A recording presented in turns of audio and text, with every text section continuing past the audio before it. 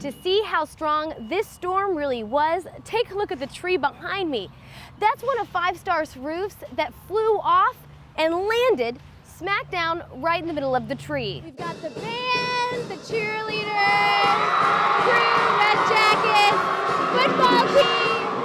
I think that's proof enough why we chose them despite some tough competition. Trainer's job is to make sure that 20 amateur paddlers are having a great time, but most importantly, doing it safely. Requests to speak to the church pastor were refused, office staff saying that he was tending to other business, but they did give us this statement asking for prayer during this difficult time. He sees this bright orange paint on the street.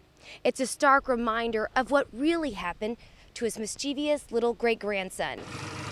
Tired of always riding back as a passenger, more women are... The biggest challenge for many Dillard students is finding a free outlet to keep your phone charged. These Huntington middle and high school track and field athletes say they can leave everything behind when it's time to get ready, get set, and go. He's one of 3 new horses that are now on the Shreveport Mounted Patrol. Good morning, Leslie and Dan. As you can see behind me, this on-ramp onto Interstate 220 is still shut down, and that is the case for all the on-ramps in Caddo and Bossier Parish. Boxing doesn't have to be about just pounding another person. It can be about a great cardio workout between you and a punching bag. Massive tires, the roar of the engines. There's nothing quite like a monster truck rally. When there's life after cancer, you get to embark on a brand new adventure. The Jennings get to play, have fun, and make up for lost time. A final decision from the Federal Aviation Administration will shut down air traffic control towers at regional airports across the country.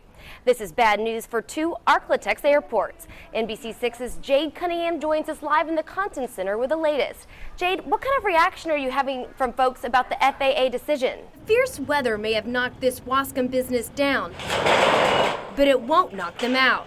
I never would have thought it would ever happen again. Five Star construction employees are back at work just hours after Thursday's storm hit with a vengeance. I was worried about if anybody got hurt or if anybody was even dead. Production manager Kyle Corey and his boss Joey Cox were working in the office when the winds suddenly picked up.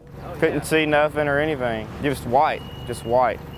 And then next thing you know, it happened so fast and we got out of the car and this is what it was, all this. They ran to their cars to drive away, but couldn't see anything, so they crouched down and prayed. It lasted what felt like 2 minutes, and then as soon as the rain slacked up, we got out of our cars, and it's what you see now, which is not much left standing. To see how strong this storm really was, take a look at the tree behind me. That's one of Five Star's roofs that flew off and landed smack down right in the middle of the tree. The crazy thing is, this isn't the first time. This is video from the tornado that flattened the construction business back in 2010. And the last time it was much worse.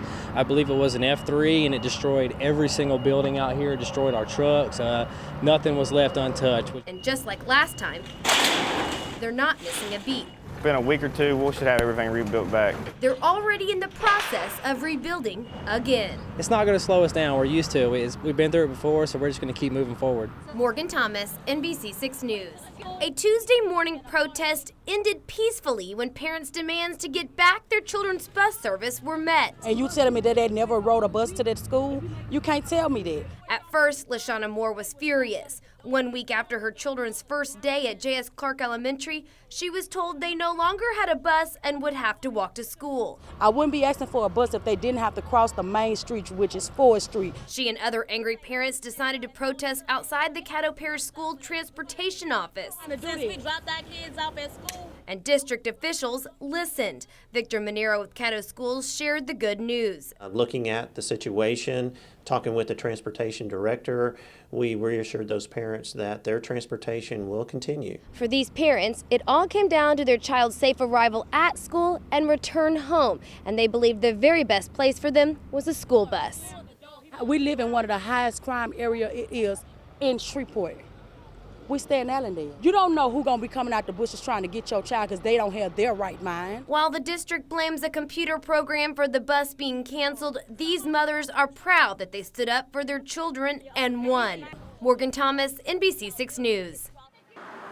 It's business as usual in Manny, but that doesn't mean their eyes and ears aren't open for the latest news. Everybody knows about it, and it's, It's kind of devastating to the whole town. You know, there's something going on like this right here at home. The conversation at the downtown Tobacco Plus gas station isn't just about the cost to fill up. It's about the search for Tony Procell. Everybody who comes in the store is talking about it, and they're sad. Employee Linda Sparks says most people know the Procells and can't believe this is happening to someone they know. It's like something really bad happened in the place, and we don't know why or, no rhyme or reason. It's just bad. There's also talk about the Natchitoches police officer now behind bars for the kidnapping. I don't think it's right for the police officer to do what he does. He's setting a bad example for all the other cops, and people don't realize if they can trust the officers or not nowadays because of the way things are going.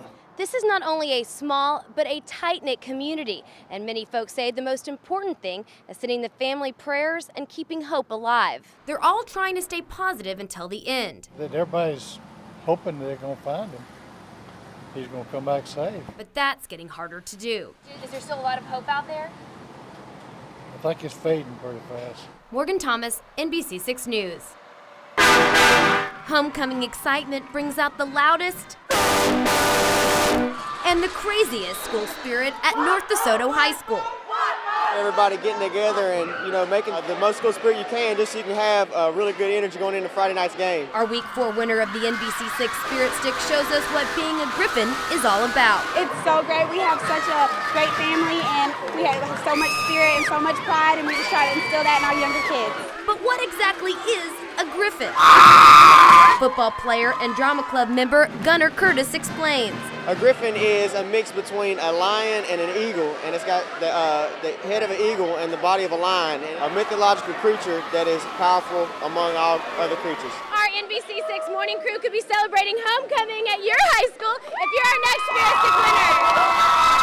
Principal Bart Weaver has been on the job for 9 years, and he's on a mission to create a bright future for every student. Everything that a small town has, but everything that a large school has. So we have biomed, we have pre-engineering, we have AP and dual enrollment to get them the best education and prepare them for college. But he couldn't do it without the community backing him up. They buy into our mission and what we're trying to do here. Homecoming queen Darby Smith describes the legacy of what it means to be a North DeSoto Griffin. It just means to have pride in your school and your players, and just to be the best student that you can be. Morgan Thomas, NBC6 News. Gavin Brown was his great-granddad's shadow. He went everywhere with me. Always went to sleep in the truck, coming back. Tillman Beauregard, who goes by Bubba, raised the boy he called his buddy. Anything I did, he was there. He also watched him die. But he was playing. He never knew what hit him. He's gone.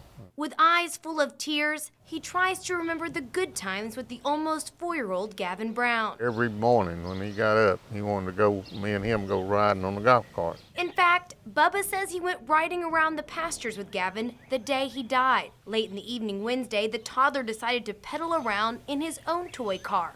At some point, he managed to get down the long driveway and was playing in the road. Bubba says he was in his pickup at the end of the driveway. He's coming down the road in that little car, and I'm blowing the truck horn, and that guy's coming. He hit his brakes soon as he hit him. He hit something, thought he hit a dog. But it was Gavin. Every time Mr. Beauregard leaves his home, he sees this bright orange paint on the street. It's a stark reminder of what really happened to his mischievous little great-grandson. I run up to him, and I could tell he's dead. Gavin's great-grandparents have one overriding thought. He's helping another child live. They did save some of his organs and sent them to California, I think. Morgan Thomas, NBC6 News. It was a dark, rainy drive into the town of Haynesville. A little bit before 5 this morning, I found out the lights were off, and I said, oh, Lord. But no power, no problem. Golden Tornado fans are a force of nature. But when I got here, there were already so many people here that were ready. I mean, they were having a great time, no lights. They moved cars and trucks around so they could see y'all. That's why this school is our Week 3 winner of the Spirit Stick. I think the whole town is right here. It didn't matter that we drove into town and there was no power. This place is dark. Everybody got here. We're in the parking lot now. We're going to give these guys a Spirit Stick. Take a look at these fans on a typical Friday night during football season. This is what school spirit looks like. Finally, the lights came back on. just in time to officially award not just the school, but the entire community the Spirit Stick. Miguel De Leon is part of the Golden Tornado tradition. It's great seeing all these people supporting the school and the football team, and how everybody just goes out and does their thing on Friday nights and pretty much every day out of the week. It's why Principal William Kennedy is so passionate about his job. And it carries over into everything that we do, FBLA, 4-H, basketball, whatever. I think that pride and that feeling you have about what Haynesville's supposed to be, it carries over into those other things. As senior Danielle Punch puts it, this town knows what they're doing. We see that if you support them, that, we have good results. I mean, we won 15 state championships, so, it's got to be doing something for us. Morgan Thomas, NBC6 News.